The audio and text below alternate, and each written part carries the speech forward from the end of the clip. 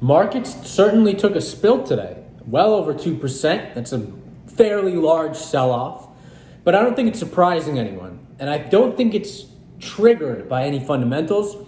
I think it's triggered purely by emotion. A lot of people are not totally sure how to handle this GameStop movement, especially people who are used to feeling very in control in the market and have seen a fairly consistent bull run for a very long time. So when they see these stocks flying like crazy, everyone thinks, wow, bubble.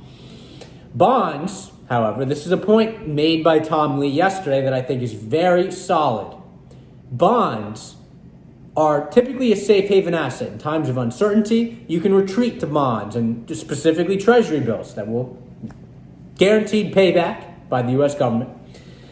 And in 2011, we were returning to optimism. This was a period after the fear had happened in the financial crisis, and people went to bonds during that period of time, and particularly treasuries. And then in 2011, as confidence was picking up, people said, all right, time to get rid of the bonds.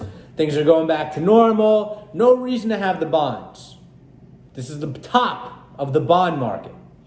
And the setting is somewhat similar right here. We could say, wow, valuations have reached the high peak. We have pulled forward the next couple years of gains, and this is the time to sell. But if you sold at 2011 levels, you would not have seen the massive gains that you saw between 2011 and 2021 that seemingly never stopped. And believe it or not, I think the same phenomenon is going to happen in the market. There are lots of forces that are driving this. One of which is expanded margins and efficiencies found in companies through the pandemic. This pandemic has forced change within these organizations, and companies have shown themselves as resilient. They have shown throughout the past year, while we've been in this incredibly uncertain economic environment, that they are finding ways to make it through. And this is just some sort of new economy. And we can't really look into the past with that argument of, oh, the economy is going to contract. It certainly has. But companies have made it through the most difficult parts of the storm.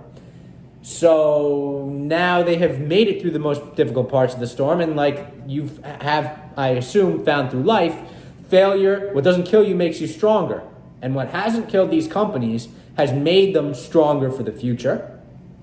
In addition, you take that notion and multiply it by any sort of inflation that's going to occur, and all of a sudden you've got a Goldilocks environment for companies and their productivity and their sales growth and stock growth. In addition, it may be time for bonds to finally begin to sell off a little bit. You can't find a good bond, good as in likely to pay off, investment grade bond that has a good yield. You just simply can't. Yields are over, broadly speaking, close to 0%. And any sort of tick up in yields that we're going to see is most likely going to be attributed to possible inflation. The Fed talked a whole lot about inflation today. That means that if there is any sort of sell-off in bonds, which there will likely be just because yields are so low, people won't in this country, I don't think, accept negative yields. I just find that hard to believe. I might be proven wrong on that. It's now on the record. You can decide for yourself. If there is any sort of sell-off in bonds, you best believe that money is coming into the stock market. There's only one other place to put it, in my opinion. That's real estate. I think real estate assets are expensive. Been in a big real estate bubble, particularly luxury houses, which is where these rich people want to buy it in terms of where they would want to put this money. And REITs, the section of the market I've been hammering down for the past couple weeks, are still super cheap. So that money that would come out of bonds is likely to make its way into the market into well-priced stocks like REITs. Is it going to, buy GameStop? Hell no. But is it going to buy a REIT or some oil or some gold? Very likely. So I think the market rally is likely to continue. I think flows of capital into the market are likely to continue. I think earnings expansion is likely to continue. We just got a great number out of Apple, a great number out of Facebook, even with concerns. Tesla, whatever. I don't care. I don't. I simply don't. I was short Tesla, closed my short Friday of last week. Thank God, kind of, because all this short stuff happened, but obviously now they're down. I don't want to be short right now. It's not an environment to be short.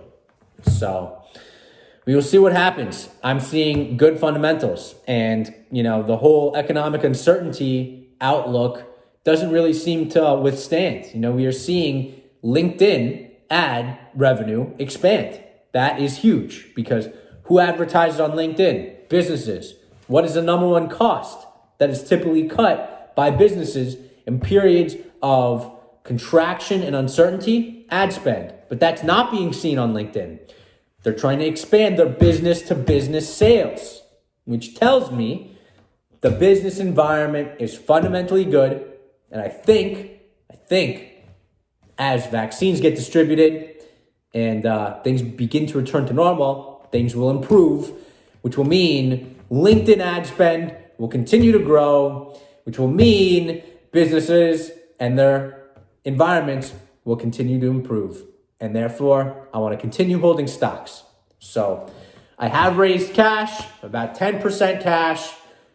If there's a pullback that's happening right now and this market spill continues to happen, which I'm ready for it to happen, as I said yesterday when the market was at all-time highs, I will take advantage of that and buy, at least in names that I like. There are a lot of names I don't, but that's why people pay me to buy stocks for them and to invest their money, because I'm focusing on good stocks. Now, I'm telling you, without paying me, that focus on the names and focus on the price, and we will see what happens. But focus on the names, focus on the price. So until next time, peace out.